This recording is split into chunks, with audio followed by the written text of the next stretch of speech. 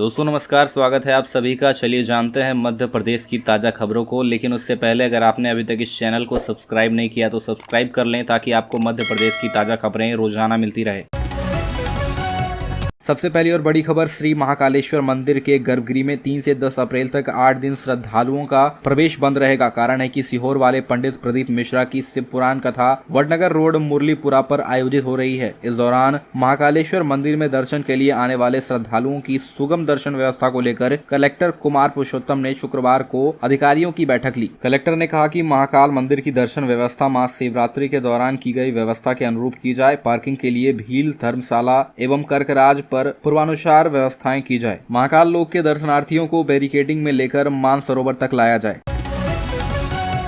अगली खबर, इंदौर के बेलेश्वर महादेव झूलेलाल मंदिर हादसे में हुई 36 मौतों से इस शहर शोक में डूबा है। हादसे के तीसरे दिन शनिवार को पूर्व सीएम कमलनाथ ने पीड़ित परिवारों से मुलाकात की। पीड़ितों ने नगर निगम और प्रशासन पर गंभीर आरोप लगाए। घायलों और उनके परिजनों ने बताया कि हादसे के 2 घंटे बाद तक कोई रेस्क्यू नहीं किया गया। कलेक्टर और आईजी ऐसे घूमते रहे जैसे टाइम पास कर रहे हों। नगर निगम कुछ नहीं कर सका। शाम 5 साढ़े 5 बजे एनडीआरएफ की टीम आई। एप्पल हॉस्पिटल में एक घायल ने कमलनाथ से कहा कि बावड़ी में ड्रेनेज का पानी मिल रहा था, इससे भयानक बदबू आ रही थी। नीचे गैस बन गई थी जिससे सांस लेने में तकलीफ हो रही थी। अंदर काफी पानी था जिससे कई महिलाएं और बच्चे डूब गए।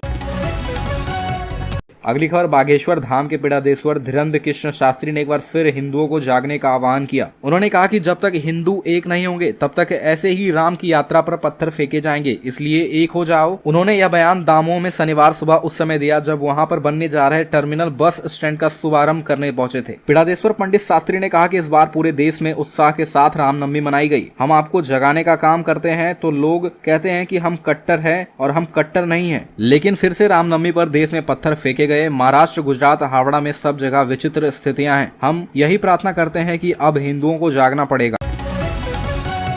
अगली खबर, कांग्रेस जिलाध्यक्ष नवीन साहू के बयान पर बवाल मच गया है। प्रधानमंत्री पर की आपत्तिजनक टिप्पणी को लेकर भाजपा कार्यकर्ताओं में आक्रोश है। उन्होंने आज एसपी से मुलाकात की। इस दौरान पार्टी जिलाध्यक्ष अमित नूना सहित विधायक राकेश गिरी गोस्वामी ने ज्ञापन सौंपकर कांग्रेस जिलाध्यक्ष के खिलाफ मामला दर्ज कराने की मांग की है। शुक्रवार को कांग्रेस पार्टी ने चकरा रोड स्थित पार्टी कार्यालय में प्रेस कॉन्फ्रेंस रखी थी। इस दौरान कांग्रेस जिलाध्यक्ष ने प्रधानमंत्री नरेंद्र मोदी के खिलाफ आपत्तिजनक शब्दों का इस्तेमाल किया था। उन्होंने कहा था कि हमारे राहुल गांधी और वरिष्ठ नेता भी ऐसे बोलते हैं, हम भी बोलेंगे। अगली खबर, इंदौर के पटेल नगर श्री बेलेश्वर महादेव मंदिर में हुए हादसे में मृतकों की संख्या शुक्रवार को बढ़कर 36 हो गई। 19 घंटे लगातार चले रेस्क्यू ऑपरेशन में आर्मी और एनडीआरएफ के जवानों ने आखिरी शव सुनील सोलंकी का निकाला। इस सब को निकालने में 5.5 घंटे से ज्यादा का समय लगा क्योंकि ये बावड़ी में काफी नीचे गहराई में धंसा था। इसके बाद घटना स्थल को टीन लगाकर सील कर दिया गया। खास बात यह है कि जिस वृंदावन गार्डन में यह मंदिर बना है उसमें हो रहे अवैध निर्माणों के खिलाफ सुनील लंबे समय से अभियान चला रहा था।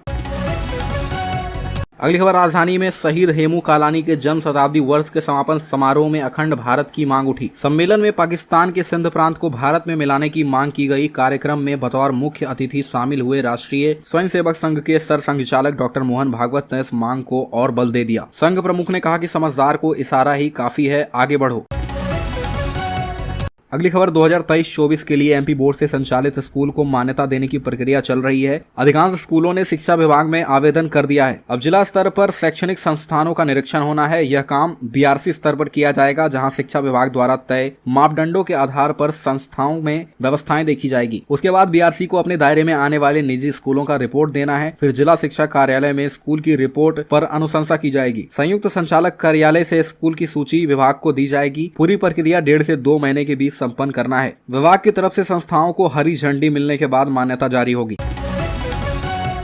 अगली खबर, मध्य प्रदेश के छात्रों के लिए महत्वपूर्ण खबर है। अब राज्य की शिवराज सरकार अपनी गारंटी पर छात्रों को उच्च शिक्षा के लिए बैंक से लोन उपलब्ध कराएगी। निम्न आय वर्ग के गरीब मेधावी छात्रों के लिए उच्च शिक्षा ऋण गारंटी योजना लागू की गई है। इसका क्रियान्वयन तकनीकी शिक्षा, चिकित्सा शिक्षा, आयुष विभाग एवं उच्च शिक्षा विभाग द्वारा किया जाएगा। प्रत्येक वित्तीय वर्ष में अधिकतम 200 विद्यार्थियों के प्रकरणों के लिए गारंटी दी जा सकेगी। विभागवार विद्यार्थियों को शिक्षा ऋण के लिए दी जाने वाली गारंटी की संख्या का निर्धारण वित्त विभाग करेगा। दरअसल प्रदेश में निम्न निम्न आय वर्ग के मेधावी छात्रों को उच्च शिक्षा के लिए शिक्षा ऋण प्राप्त करने में कठिनाई होती है, क्योंकि बैंकों द्वारा निर्धारित सीमा से अधिक ऋण प्राप्त करने के लिए कोलेटरल सिक्योरिटी मांगी जाती है। भारतीय रिजर्व बैंक द्वारा जारी निर्देश अनुसार वर्तमान में उच्च शिक्षा हेतु बैंक से ऋण प्राप्त करने पर 4 लाख रुपए तक के ऋण के लिए किसी भी प्रकार की कोलेटरल सिक्योरिटी की आवश्यकता नहीं होती। इससे अधिक राशि के ऋण हेतु बैंक द्वारा कोलेटरल सिक्योरिटी लिए जाने का प्रावधान है। अगली खबर, मध्य प्रदेश में इसी साल के अंत तक विधानसभा चुनाव होने हैं। विधानसभा चुनाव से पहले मुख्यमंत्री पद की रेस में शामिल चेहरों को लेकर चर्चा तेज हो गई है। ज्योतिरादित्य सिंधिया की भारतीय जनता पार्टी में एंट्री के साथ ही इस बात की चर्चा शुरू हो गई थी कि वे शिवराज के बाद पार्टी में मुख्यमंत्री पद के अगले दावेदार हो सकते हैं, और चुनावी साल में यह चर्चा और भी ज्यादा तेज हो गई है। केंद्रीय मंत्री ज्योतिरादित्य सिंधिया ने अब खुद इसे लेकर बयान दिया है। तक बैठक कार्यक्रम में इसी से जुड़े एक सवाल के जवाब में सिंधिया ने कहा कि हमारे सीएम शिवराज सिंह चौहान हैं। उन्होंने ये भी साफ किया कि राजनीति हमारे लिए जनसेवा का माध्यम रही है। सिंधिया ने कहा कि हमारे पिता और आज ही हमारी अम्मा के अतीत को जिन्होंने देखा है वो ये जानते हैं कि हमारा लक्ष्य सेवा है। अगली खबर, मध्य प्रदेश में तबादलों का दौर निरंतर ही जारी है। आए दिन विभिन्न विभागों में अधिकारियों के तबादले किए जा रहे हैं। इसी कड़ी में अब हाईकोर्ट ने 13 जजों के तबादले किए हैं। आलोक अवस्थी को जबलपुर जिला न्यायालय और भगवती प्रसाद शर्मा को इंदौर जिला न्यायालय का कमान सौंपा गया है।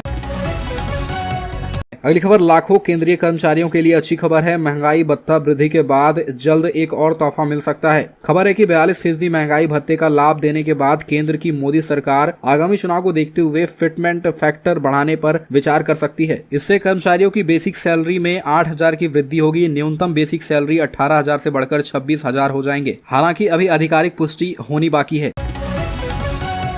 अगली खबर, मध्य प्रदेश में नई शराब नीति लागू हो गई है। प्रदेश के सभी शराब आहातों में ताले लग जाएंगे और नए आहाते खोले जाने के लिए अनुमति नहीं मिलेगी। अब प्रदेश की शराब दुकानों के पास संचालित करीब 2600 आहाते उन लोगों के लिए यादें बन जाएंगे जो यहां बैठकर जाम छलकाते थे।